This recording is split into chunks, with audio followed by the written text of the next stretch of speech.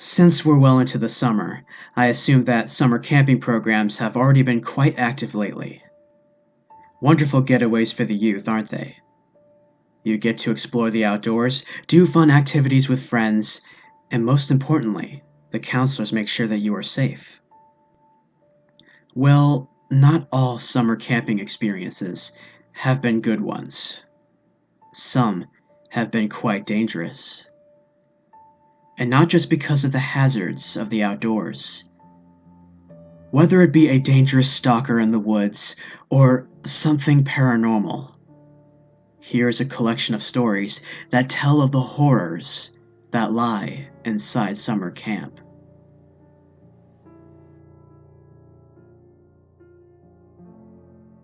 Summer Camp Suspicions. This is a story I hardly ever tell.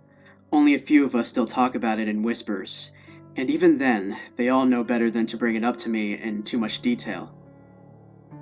No one really even believed me then. I'm hoping in writing it here, I could maybe get some help, or some information, or something. I'm not sure anymore, but it might be getting worse now, and I think I need help. So when I was young, and even all the way through high school, I went to a 4-H camp in Las Posadas State Forest. There's a graveyard with the original owners of the land buried there, the Moore family. Only about 10 or so graves, but they still stand today.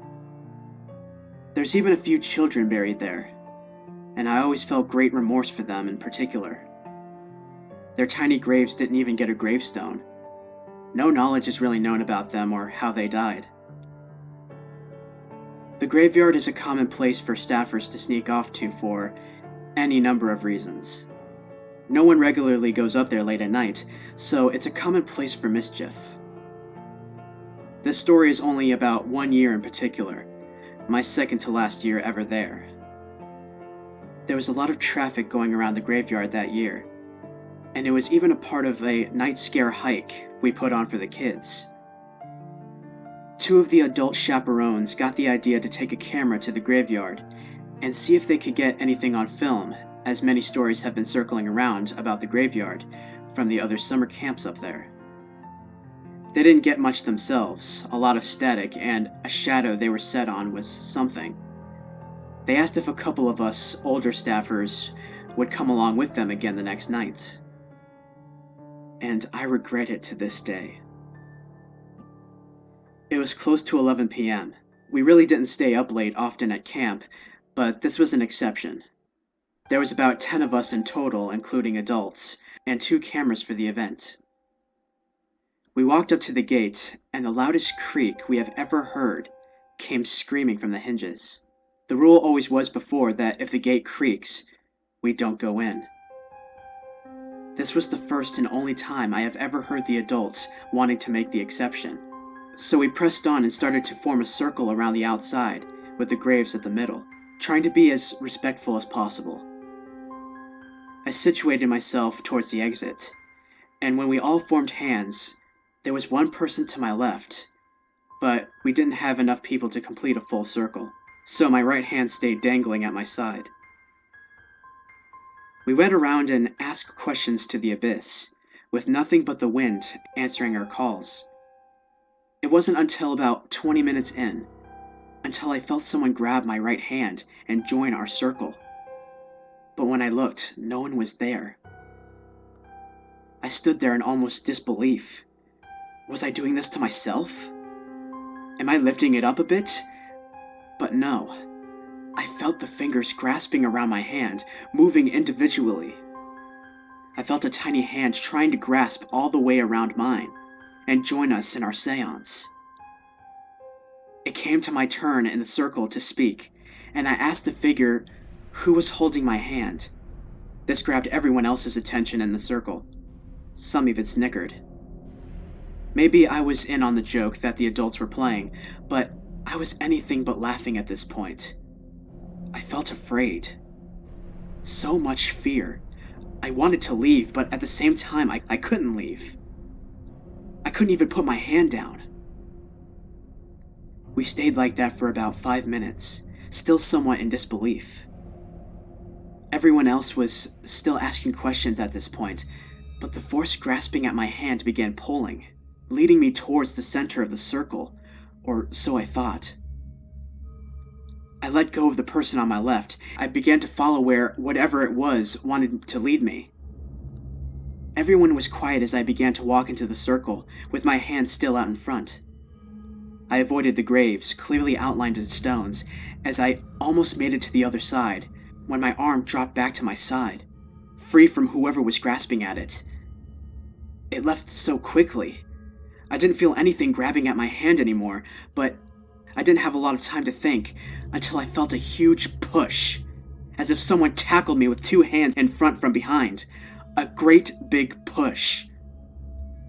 I failed to keep my footing, and one of the other male staffers caught me a little as I toppled to the ground behind him. I was in full panic mode at this moment, and everyone slowly figured out that this was no joke. I started to stand again, and boom! This time the force came much harder.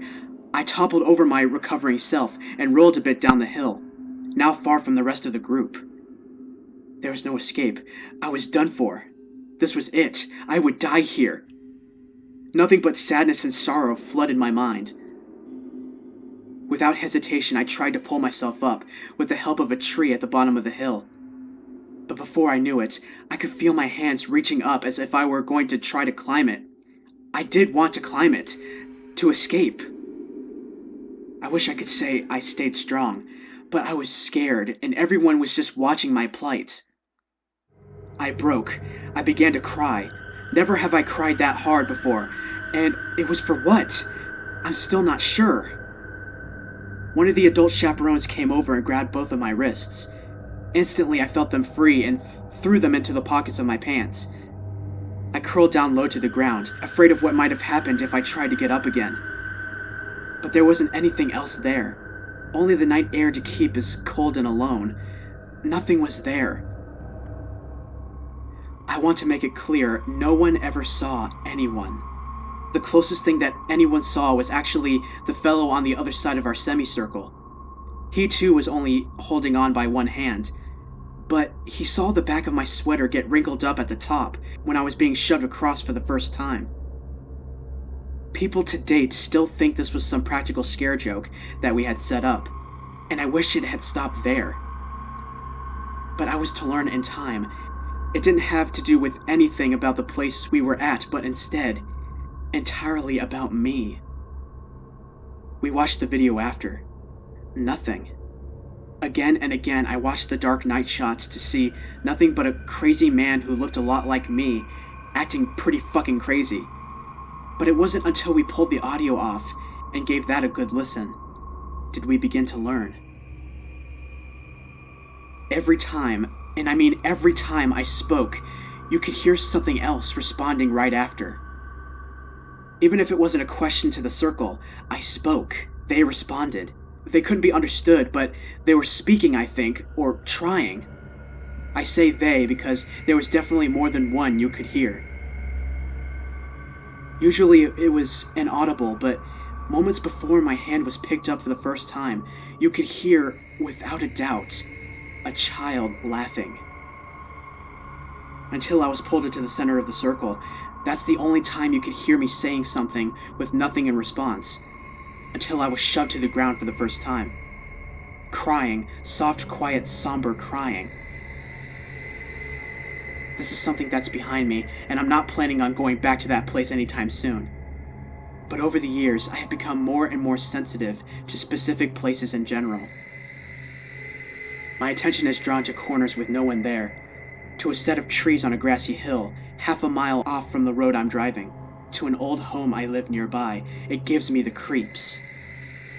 To a wooden park in my hometown, especially the swings.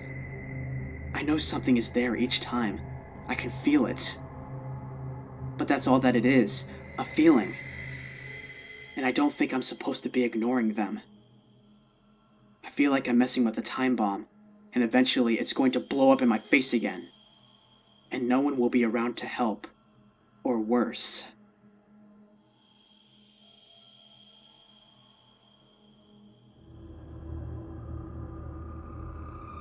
Summer Camp Creep. This occurred when I was 11 or 12. I don't remember exactly. At a summer camp I attended throughout my childhood. Looking back, though the situation could have played out in any number of ways, I don't think me or my companion brushed with actual danger. Regardless of that, it still freaks me to think about it to this day, and I think you'll agree that what happened was more than a little disturbing. A bit of backstory so you fully understand the setting. This camp was built on a lake, and except for the pretty ritzy private cabins, also dotted around the body of water, there was pretty much nothing but trees for a good 5 miles. That sounds like a bit of a weird setup, I know. Once again, I haven't been there since I was a young child, and so maybe I don't have all the details right. It was a pretty popular thing for kids to do back then, and probably still is, and there's nothing that really distinguishes it from any other run-of-the-mill summer camp. For the past 3 summers, I had attended a session with my best friend, and like to think I knew the area pretty well. I'd like to stress once more that the only people not from the camp that were really nearby came from those cabins to the east, or followed an inordinate length of twisty back roads to get there towards the west. Either way, no one should be wandering alone around a wooded area late at night, right? These sessions lasted exactly a week, from Sunday afternoon to Saturday morning, and this happened Thursday night. I was awoken close to midnight, if I had to guess, by the girl who slept in the bunk below me. She was a very small and sensitive girl, a couple years younger than me, and we had become buddies over the past few days. I think because she always seemed to need a confidence boost, and I had grown a bit protective of her. She told me in a whisper so as not to wake our cabin mates that she was too scared to go to the bathroom alone. Not surprising, since that evening our cabin had stayed up swapping ghost stories until the counselors finally made us go to sleep, and so I said I would go with her, grabbed my flashlight, and followed her out the door. It's prudent to mention that our cabin was placed pretty far from the others, nestled right up to the tree line. To get to the building that held the bathrooms, any other one in camp, you had to cross a big grassy field that was very dark, very silent, and very empty except for a street lamp of sorts, right in the middle that had a habit of flickering on and off. I recall asking a few counselors why it was so distant, but no one really knew, and I guess it's of no consequence except for the fact that it was a spooky enough walk to keep the two of us holding hands for the duration of it. I waited by the doorway, and when my bunkmate was done, I decided I should braid my hair so it didn't get all tangled while I slept. She sighed in playful exasperation and went to wait outside, emboldened by who knows what, but entered again a few moments later, calling my name in a voice so tiny and worried I hope I never have to hear one like it again. I asked her what was wrong, but all she did was repeat my name, on the verge of tears now, and gestures for me to come closer. When I did, she led me out and pointed to the left of us towards the lake, which was a moderate distance away, and said in that tiny voice that she was sure someone was there. Guess she must have heard rustling or footsteps or something. Now, when I shined my flashlight in the general direction of her gesture like a fool, I think I must have been hoping to find some counselors on a walk while their campers slumbered. Or perhaps even a few kids like us taking a detour to hang out by the water. I was hoping to see a reasonably familiar face, shout a quick apology for shining it at them, and be able to meander back to the cabin with my friend as we giggled about what scaredy cats we were. I should have noticed this hypothetical party didn't have a flashlight with them, and it should have tipped me off. I shouldn't have gotten my hopes up. There was a portly man standing right on the shore.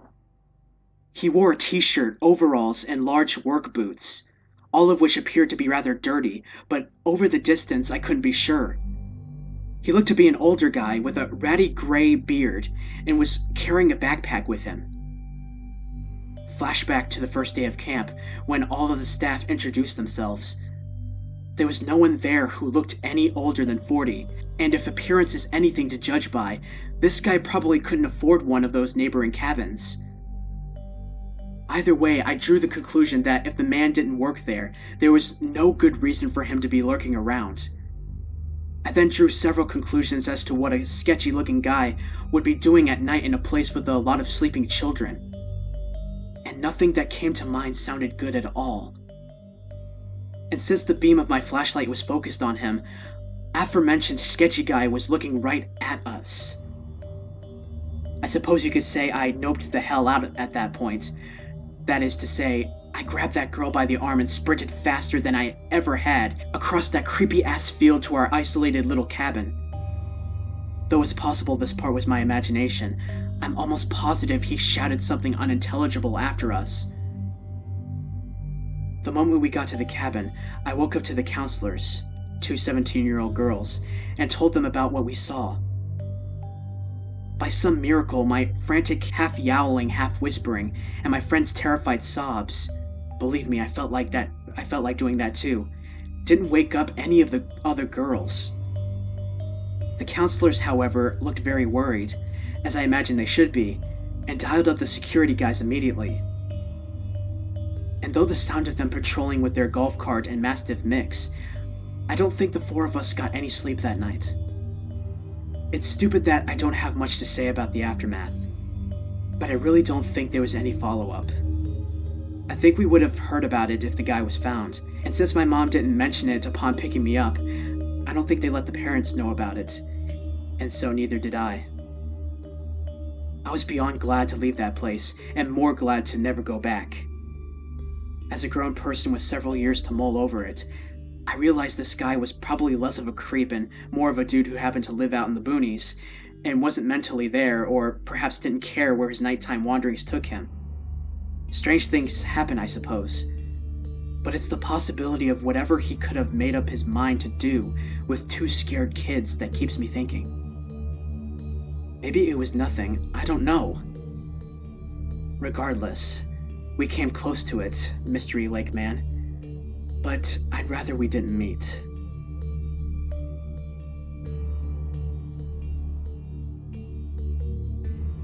Summer Camp Encounter.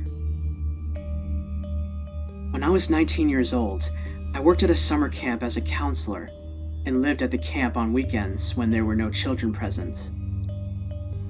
Weekends weren't scary per se, but because everyone was more or less doing their own thing, they could put us a little on edge, being more or less alone.